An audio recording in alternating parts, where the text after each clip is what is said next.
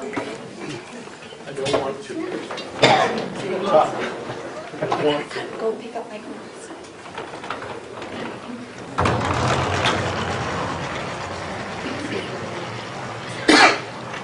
All right, we're going to call this meeting to order. I think if everybody's in agreement, we can dispense with the silent prayer and reflection and the Pledge of Allegiance for this one, seeing as we just did it. So Terry, if you call the roll, please. Nicole Cohen? Here. Kathy Cox? Here. Alan Ward? Here? Pat Rooney? Here. John Maston? Here. Can I get a motion to review and accept the agenda? I'm going to make a motion to review and accept the agenda. Second. Kathy Cox? Yes. Alan Ward? Yes. Pat Rooney? Yes. Nicole Cohen? Yes. John Maston? Yes. That takes us to item 3, Superintendent Asaya.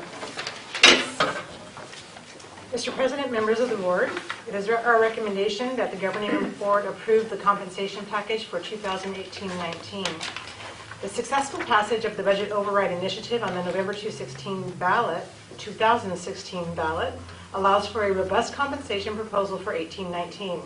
Based on the estimated revenue control limit for 18-19, the district is anticipating approximately $3.9 million in additional tax revenue for use as employee compensation.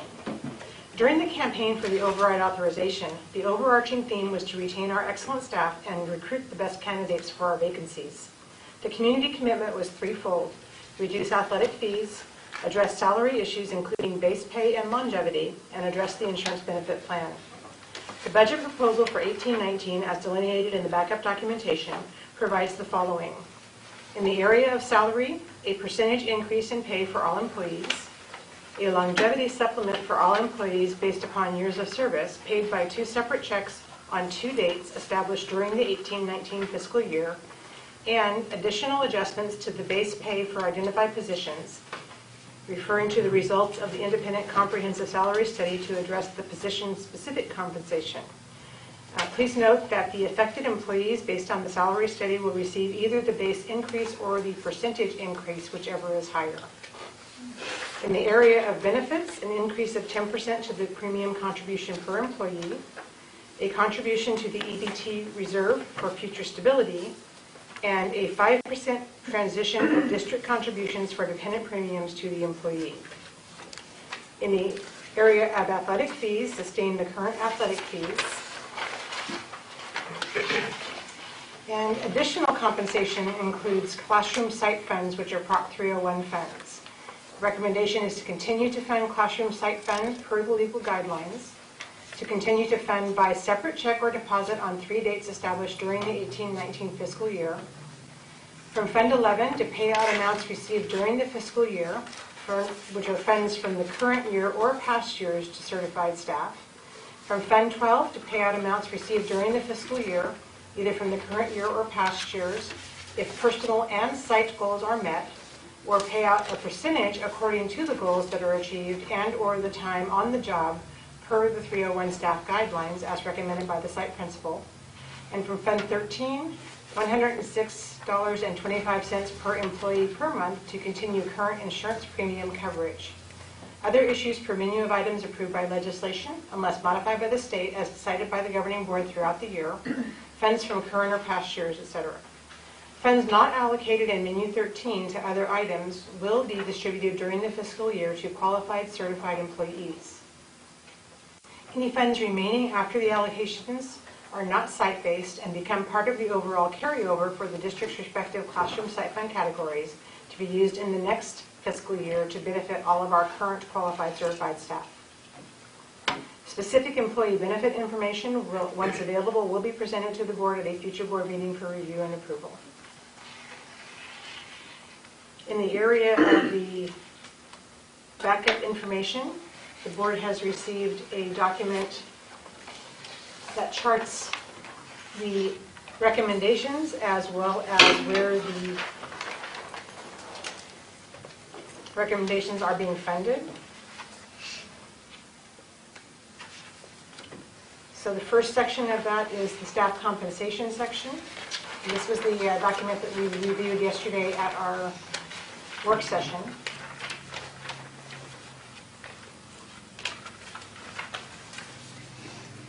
You have an opportunity to see the information on the staffing and its funding.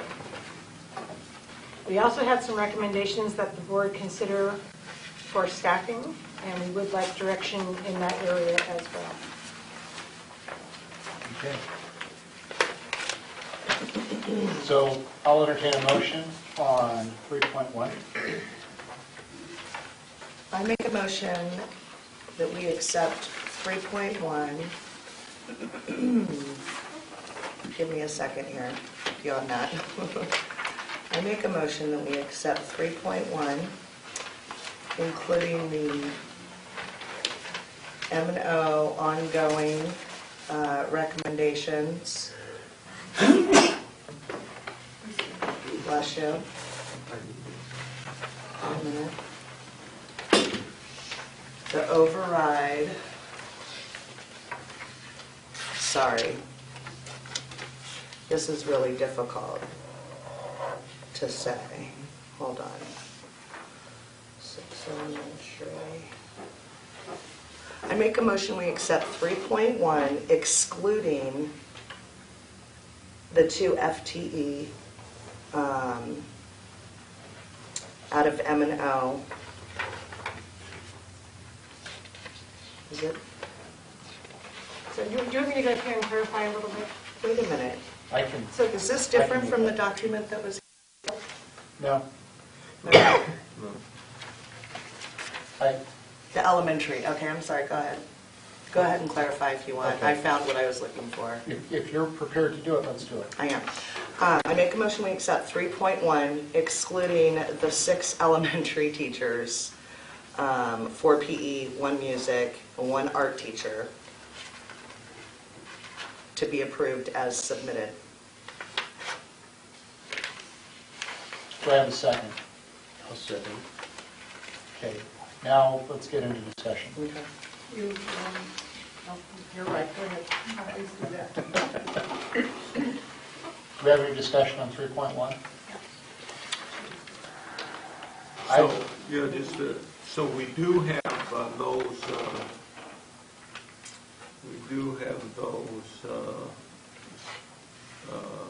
PE, music, and that's covered right now, but not Yes. as much. This would just be an recommendation would have addition. been to add, Okay. but unfortunately, because of the EBT. amount that came in for the EBT, we're not recommending to add at this time. It would be maintaining our current program. It's not sustainable because of the additional contribution to EBT. Now, can we ask a few other questions on the total document? Absolutely. Yes. On Yes, the absolutely. one thing down there on that magnet school, what I'd like to know is, do we have any data on the number, and we would probably have this, do we have any data on the number of kids who left our district, over a period of time to go to other schools in town? Do we have that? And we probably would have it available because they wouldn't have to contact the sending schools. We do have that available. I have the AAs from each of the schools provide that information to me each year regarding, because they do track students that have left and where they have gone. I don't have it Okay, in front of me. and but- locally, I'm talking about. Yes. Well, yeah. To other local schools Okay, is what we and- tracked, yes. Do you have any idea what the number's been Off the top of my annually? head, I wouldn't have that. You just can't come up with that? I can't. May I ask a clarifying question? Because when we come down to the other part of this, we're talking about one-time money that isn't salary specific. Is that part of our discussion this evening, is to pass this Yes. along with? Or is that going to be in a future budget discussion? That was what the motion was. None of this will be spent without coming back to the board. Right. But this is to move But forward. this is to Yeah, move okay. forward in the process. All right, Because it's part of this whole document, that's why I Correct. bring it up. I understand. And the actual, the action is on the compensation package. Right. And then the rest of it was the recommendation is to move forward on the items that were here with the exclusion. The of the total board. package. Yes. Right. And so in order Okay. to do these things, they would come back to the board as they were. And I was just wondering that, because all of a sudden we go to do something, and is it really an issue? And I think you brought that up the other day too. Is it significant?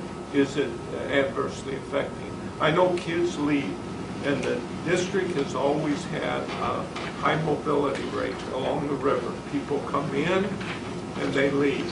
Well, why are they leaving? A whole lot of reasons. And it's not just because for some reason they think schools are not good. I mean, it's just other opportunities.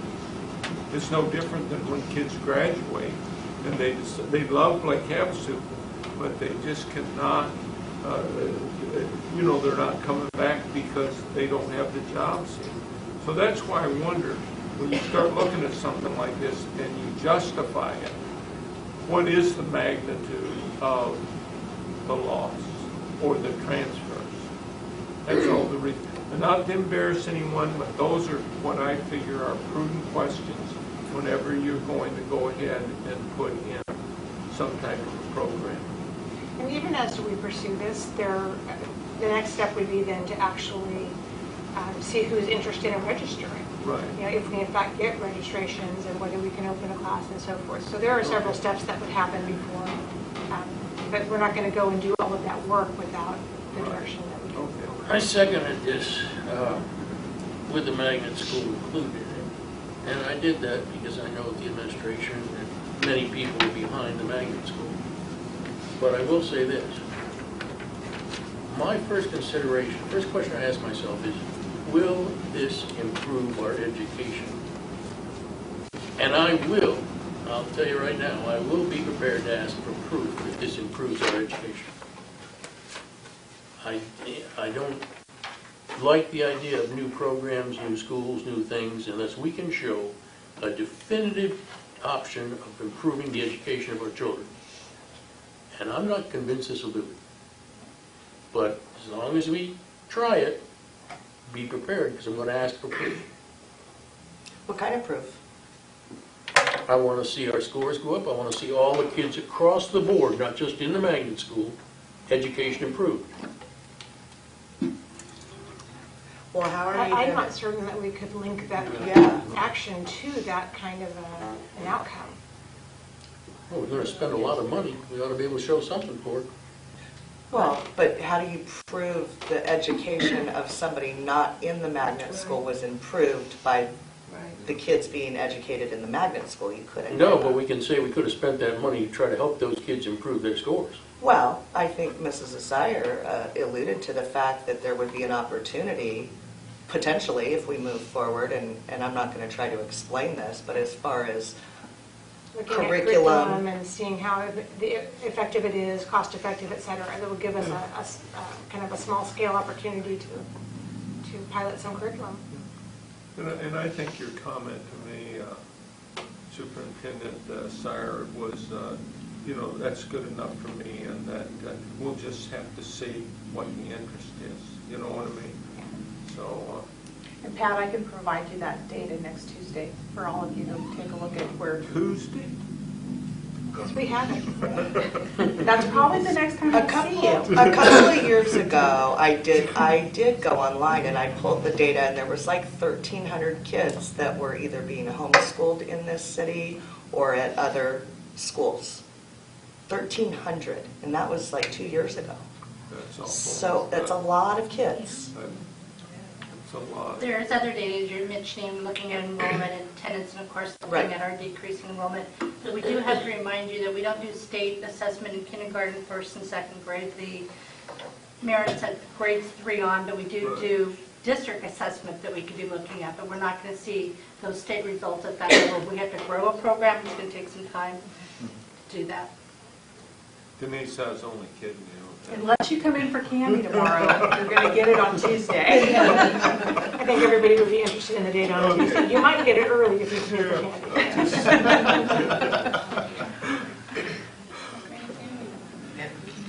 All right, do we have any further discussion? Tara, if you call the vote, please.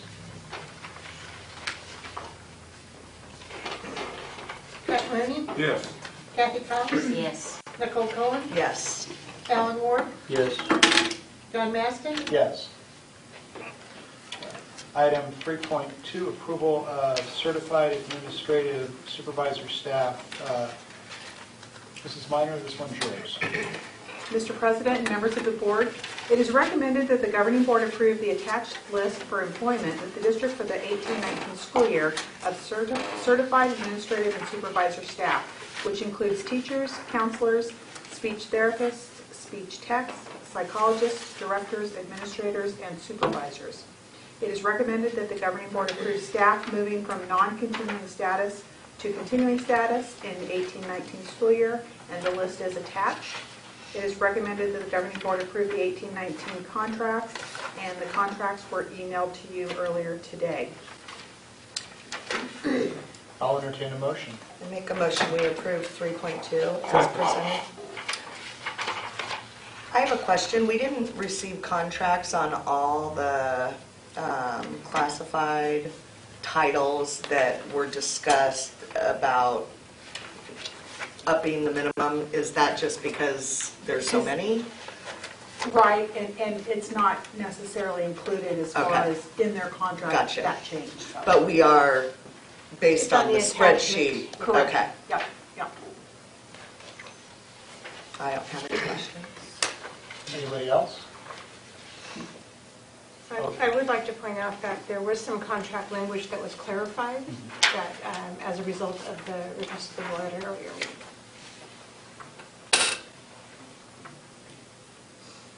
Okay, Terry? Alan Ward, Yes. Pat Rooney, Yes. Kathy Cox, Yes. Nicole Cohen, Yes. John Maston, Yes. Item 3.3 is approval of support staff for the 18-19 year. Mrs. Minor?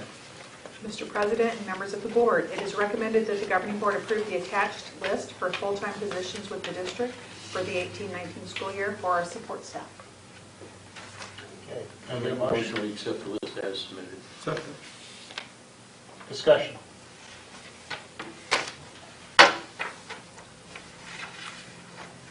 Discussion at all? Terry? Nicole Cohen, Yes. Kathy Cox, Yes. Pat Rooney, Yes. Alan Ward, Yes. John Maston, Yes. Okay. Unless my agenda is artificially short, that's what I have. You're all invited to the board meeting next Tuesday, 6 p.m. And with that, I will entertain a motion to adjourn. I make a motion to adjourn. Second. Pat Rooney, Yes. Alan Ward, Yes. Nicole Cohen, Yes. Kathy Cox, Yes. I looked it John up. Maston. Yes, Thank you. we are adjourned.